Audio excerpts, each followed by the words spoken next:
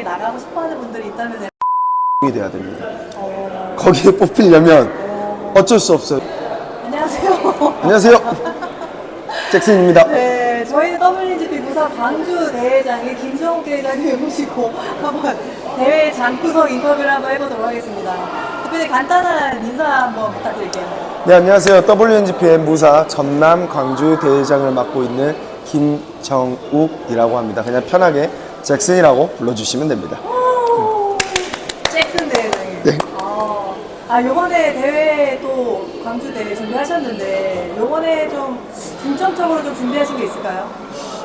일단은 저희가 무대가 보시다시피 가운데 동선이에요. 네, 그거를 가장 중점으로 신경 썼어요. 왜냐면 선수님들이 입장하실 때 어떻게 보면 가운데에서 입장하는 게 가장 스포트라이트를 받는 느낌이 나거든요. 그래서 돈 좀 많이 썼습니다. 옆에 LED. 네, 맞아요. 양옆에 LED까지 해서 선수님들 포징을 또 멀리서도 보실 수 있게끔 그렇게 좀 중점을 뒀습니다. 대표님은 또 포징이 또 어마어마하시잖아요. 아닙니다. 포징을 너무 잘하시는데 그 포징하는 노하우 이런 게 있으실까요? 제가 사실 뭐 저보고 이제 춤을 배웠냐 아니면 뭐 무용을 배웠냐 뭐 이런 말씀 많이 하세요. 근데 제가 진짜 몸치거든요. 저는 포징 연습을 할 때 일단은 이렇게 뭔가의 프로세스를 만들어 놓고 거기에서 힘을 안 주고 시작을 해요. 그냥 무용하듯이 그렇게 먼저 익힌 다음에 그 다음 이제 근육에 힘 주는 법. 그렇게 해서 총 2스텝으로 나눠서 이제 마지막 3스텝이 합쳐서 하는 거. 저는 포징 연습을 할 때 거울을 절대 안 보거든요. 왜냐면 시합장에는 저희가 거울이 없기 때문에 그 거울을 보고 연습하면 굉장히 혼선이 많이 와요. 그래서 저는 휴대폰을 앞에 놔두고 아무것도 앞에 없는 상태에서 그 휴대폰을 바라보고 이렇게 포징 연습을 하고 그 다음 다시 또 휴대폰 확인해서 내가 어느 부분이 틀렸는가 확인하고 거울을 볼 때 포징을 연습하시려면 일단 그 힘주는 그쪽 포인트를 눈을 감고 잡았다가 3, 2, 1 하고 눈 뜨고 확인하고 그런 식으로. 네. 그러면 보통 대회에 출전하신다고 하면 이 포징 연습을 얼마의 기간을 두고 하세요? 저는 포징 연습에는 기간이 없다고 봐요. 그게 비시즌이든 시즌이든 물론 이렇게 뭐 막 이런 모션을 다 한 번에 짤 수는 없지만 한 이제 동작 이런 것들은 매년 그냥 매일 그냥 운동하다가도 잡고 샤워할 때 거울 보면서 잡고 그래서 연습 기간은 따로 안 두는 것 같아요. 네. 그렇게 모션을 짤 때 아이디어는 어디서 오세요? 저는 제가 포징 잡는 거 보면 대부분 약간 고전적인 느낌을 클래식한 느낌을 많이 주려고 노력하는데 이게 주의하실 점이 뭐 제가 좋아하는 클래식 피지크 선수가 시범이에요. 그분은 저보다 키가 훨씬 커요. 근데 그분을 따라해버리면 안 돼요. 왜냐 저랑 체형이 다르기 때문에. 그래서 저는 체형이 비슷한 선수를 보고 최대한 익힌 다음에 그 다음 좀 따라하는 그런 식으로 합니다. 체형이 비슷한 네. 선수를 따라한다. 네. 이거 너무 중요한 포인트. 이거 진짜 꼭 한번 해주시기 바라겠습니다. 지금 이제 대회를 또 개최를 막 하시는데 이제 선수들한테 대회장일 때도 느낌이 다르실 것 같아요. 많이 다르죠. 소감 한번 좀. 제가 선수일 때 가장 좋았던 거는 저만 생각했으니까. 그리고 가장 나빴던 것도 저만 생각했던 것 같아요. 가장 안 좋은 점도. 근데 대회장을 하면 이렇게 돌아다니다 보니까 선수님들을 볼 수 있잖아요. 근데 대회 때는 제 앞에 다른 선수가 있어도 전혀 안 봐요. 표정, 힘듦 뭐 이런 것들을 전혀 공유를 못하고 사실 이 사람이 힘들든 말든 내가 제일 힘들어.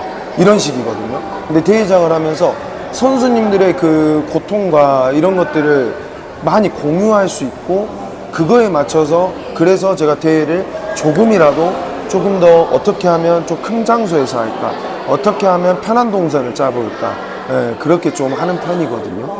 정말 다른 시야로 이렇게. 네, 그게 가장 좋은 것 같아요. 대회장 하면서. 네.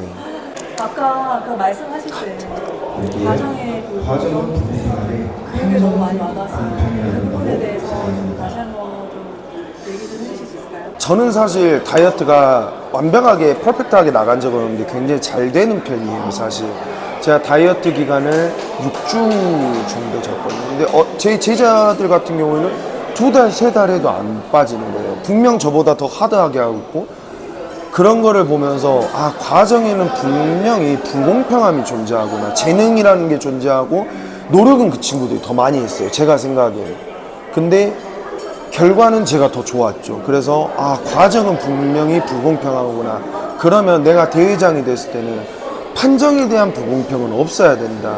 그 과정의 불공평함이 판정의 불공평까지 이어진다면 그것만큼 참 안타까운 일이 없을 것 같다라고 생각을 많이 했고, 저도 사실 판정에 대한 불공평을 많이 겪었었거든요. 그래서 제가 대회장을 매년 맡는 것도 저희 WNGP 무사를 제가 가장 좋아하고 하는 게 공개제도. 네, 그것 때문에 맡는데, 그런 선수님들의 과정은 불공평할지언정 판정에 대한 불공평은 없었으면 좋겠어요.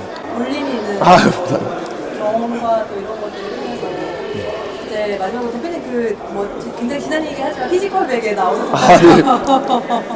피지컬백 되게 힘들죠? 그 촬영할 때 진짜 힘들었거든요. 저는 물론 광탈해가지고 막 엄청 힘들진 않았지만, 근데 사실 다이어트 저희 시합 준비만큼 힘든 건 없었던 것 같아요. 제가 펜싱 선수도 했고 골프 선수도 했고 뭐 유도도 했고 합기도도 했고 많은 운동을 했는데, 이 다이어트는 저와의 싸움이잖아요. 그게 가장 힘들었고, 그래서 비교를 한다면 네, 굳이 비교를 한다면 운동 강도는 거기가 더 심해. 훨씬 힘든데 거기는 훈련 뭐 9시간이다 하면 9시간만 잘하면 돼요. 근데 바디빌딩은 24시간 싸움이잖아요. 네. 왜냐면 내가 아무리 훈련을 운동을 열심히 했어도 집에 가면서 초콜릿 하나 까먹으면 그 하루의 실패거든요. 그렇기 때문에 저는 피지컬 100보다 사실은 저희 선수님들이 더 힘드시지 않았을까. 네. 그렇게 위로를 합니다. 네. 그러면 약간 피지컬백에 나가고 싶어하는 분들이 있다면 약간 조언해주고 싶으신 게 있으실까요? 바디빌딩계에서 유명한 편은 아니에요. 어떻게 보니까 운 좋게 심사위원이 됐고 대회장을 맡았고 막 잡지에 촬영이 됐고 너무 운이 좋았고 인복이 좋았는데 관종이 돼야 됩니다. 거기에 뽑히려면 어쩔 수 없어요. 이게 보여지는 게 중요해요. 인스타그램이나 거기에 활발한 활동을 하고, 그 다음 몸만, 네, 쇼맨십도 있어야 되고 몸만 좋으면 안 돼요. 몸만 좋으면 사실 더 저보다 훨씬 좋으신 분들이 많으시거든요. 그게 아니라 자기만의 개성. 저는 딱 사실 이 수염 하나로 먹고 살지 않을까. 네, 그걸로 뽑혔지 않을까. 비주얼이 일단은 끝났죠. 비주얼은 아니고 약간 개성. 개성과 네. 관종이 되어라. 개성을 갖고 꼭 관종이 되어라. 피지컬백 나가면 인지도나 이런 게 많이 올라가나요? 굉장히 많이 올라가요. 특히 한국에서는 저는 많이 오르지 못한 편이었는데, 왜냐하면 빨리 떨어졌으니까. 특히 동남아 국가분들께서 저를 굉장히 많이 좋아해 주셔가지고 피지컬백 출연하고 나서 팔로우가 거의 한 2,4천 명 정도 늘었던 것 같아요. 근데 대부분 다 동남아 분들이세요. 예, 연락도 많이 와주시고 응원도 많이 해주시고, 떨어져서 아쉽다, 뭐 너가 제일 멋졌다, 이런 응원을 많이 해주셨거든요.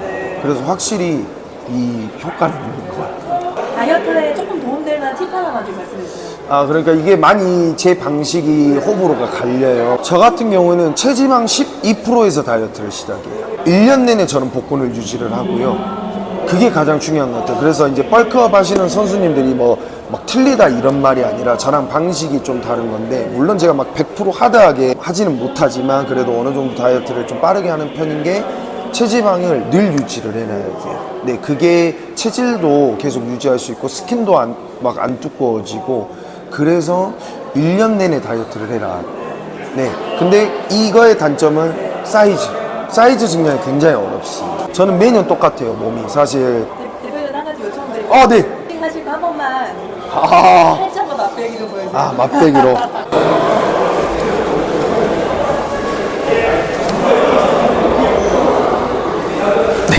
김정욱 대장님 화이팅! 무사 전남 그리고 광주 대회장 김정욱입니다. 인사드립니다. 작년에 좀 인사말이 좀 임팩트가 세서 좀 많이 긴장이 되네요. 제가 이번 화순지점 오픈식을 했을 때 받은 기업 선물에 이렇게 적힌 명함을 받았습니다. 인생은 불공평하다, 익숙해져라. 이 명함을 받고 많은 생각을 하게 되었습니다. 여기 계신 선수님들의 과정 역시 많이 불공평하셨을 겁니다.